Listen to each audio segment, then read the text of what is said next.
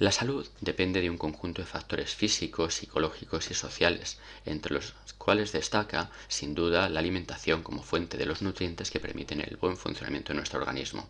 Estos nutrientes pueden llevar a cabo una de las siguientes funciones. Función energética. Para realizar cualquier tipo de actividad necesitamos energía y esta energía nos la van a proporcionar fundamentalmente los glúcidos o hidratos de carbono y los lípidos que incluyen las grasas. También secundariamente podrían utilizarse proteínas, pero las proteínas, debido a que tienen sobre todo una función estructural, pues no conviene derrocharlas en la función energética.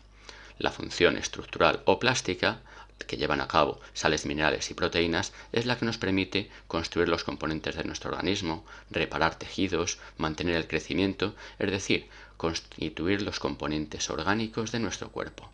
La tercera función, la función reguladora o funcional, permite que todo funcione coordinadamente y de manera adecuada. Esta función reguladora la van a llevar a cabo sobre todo sustancias como las vitaminas o las sales minerales, aunque no hay que olvidarse tampoco de la función que tienen el agua o la propia fibra alimentaria. Para representar el conjunto de alimentos que se pueden ingerir y dar unas indicaciones básicas acerca de las proporciones de cada uno o de la función que llevan a cabo, se suelen hacer representaciones gráficas como esta rueda de los alimentos. En ocasiones se representa en forma de pirámides que dan una información semejante. En la rueda se representan en distintos colores los grupos de alimentos según su función. Así se suele representar en tonos amarillos los alimentos de función energética, en tonos rojos los alimentos de función estructural y en tono verde los alimentos de función reguladora. Dentro de algunos de los grupos se representa con distinto tamaño aquellos alimentos que conviene tomar en gran cantidad, que se representan con mayor tamaño, y aquellos que se representan en pequeño tamaño indica que no deben de consumirse en grandes cantidades. Los alimentos reguladores en general pues se ponen todos ellos en tamaño considerable. El primer grupo de alimentos es el de los alimentos que contienen hidratos de carbono. Particularmente interesantes son los que tienen hidratos de carbono complejos, como el almidón.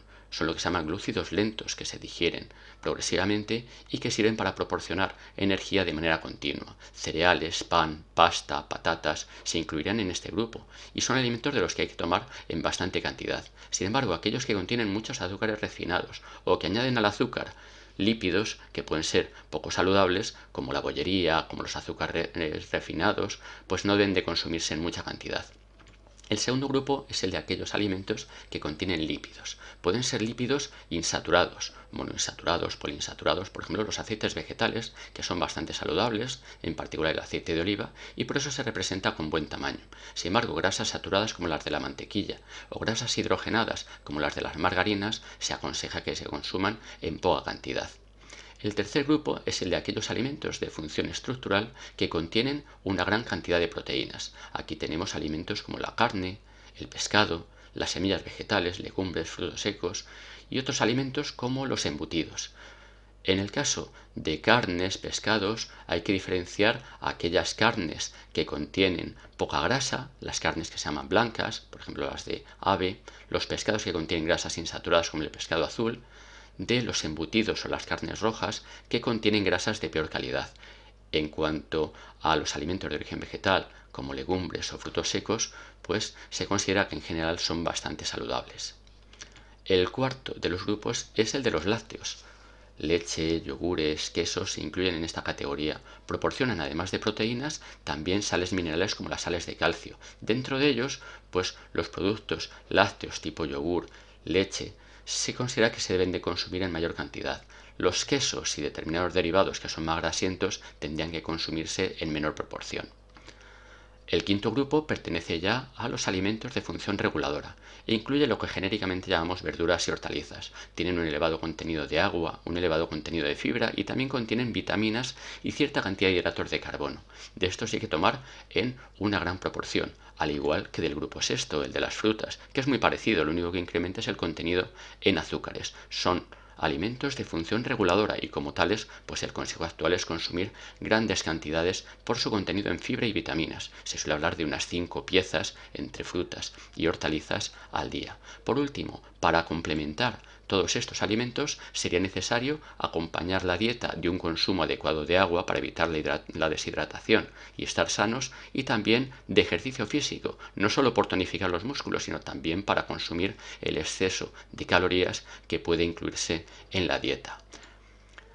La rueda de los alimentos entonces es una representación aproximada de cuáles serían las cantidades, las proporciones y tipos de alimentos que deben consumirse, pero evidentemente la rueda de los alimentos es una generalización, al igual que las proporciones de nutrientes y alimentos que deberían tomarse a lo largo del día. Así, por ejemplo, en cuanto a los nutrientes, se considera que la mayor parte de la dieta debería basarse en los glúcidos como nutriente de aporte calórico, más de la mitad. Eso sí, deberían predominar los glúcidos complejos, como el almidón, porque los glúcidos sencillos, como los azúcares, si no se consumen inmediatamente, se corre el riesgo de convertirlos en grasa y provocar obesidad.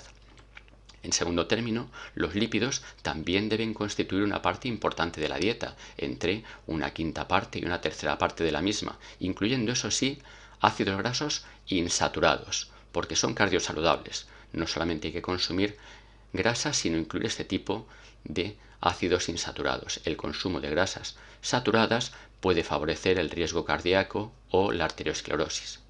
Por último, las proteínas, de las cuales hoy en día se tiende a consumir en exceso, deberían de ser una proporción bastante pequeña, entre un 10-15% aproximadamente de la dieta, pero eso sí, deberían incluirse proteínas completas, que son aquellas, normalmente de origen animal, que contienen todos los aminoácidos que son necesarios para nuestro buen funcionamiento.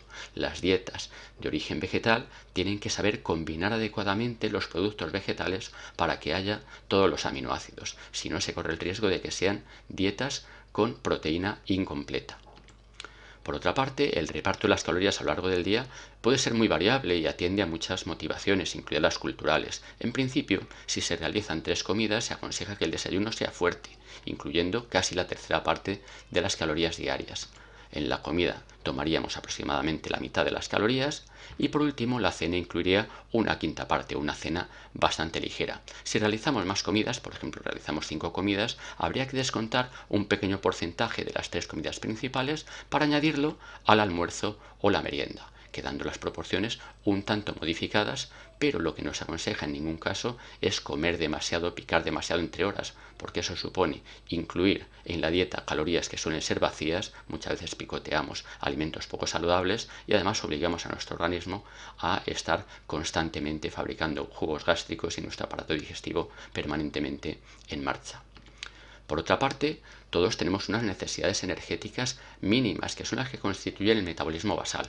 Es un factor estrictamente personal, pero depende de una serie de parámetros como el sexo de la persona, su edad, la masa corporal, la proporción que tiene entre la grasa, la masa magra de músculo en su cuerpo, la climatología puede influir, el estado hormonal, el estrés, el estar embarazada.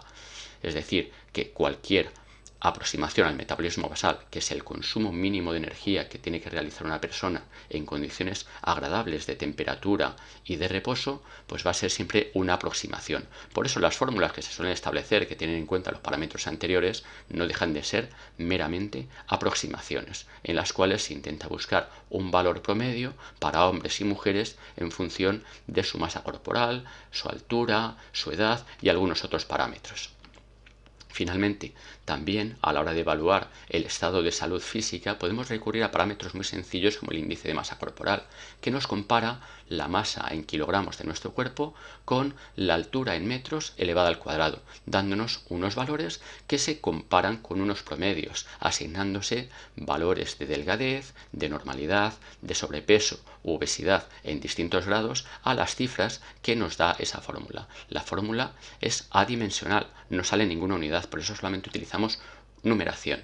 Se pueden establecer tablas en las que demos unos márgenes y es lógico que sea así, que apliquemos unos márgenes más o menos amplios, porque depende muchísimo el estado corporal de la conformación particular de cada individuo. No es igual tener cadera ancha que cadera estrecha o tener una altura y una constitución física que otra, pero como aproximación sí suele ser útil valorar que uno no se aleje demasiado de los promedios que se consideran aceptables o normales. En todo caso, y tal como se ha dicho, para tener una salud integral hacen falta un montón de parámetros, no solamente una dieta más o menos equilibrada, sino la ingesta adecuada de líquidos, el ejercicio físico y tener una vida globalmente saludable.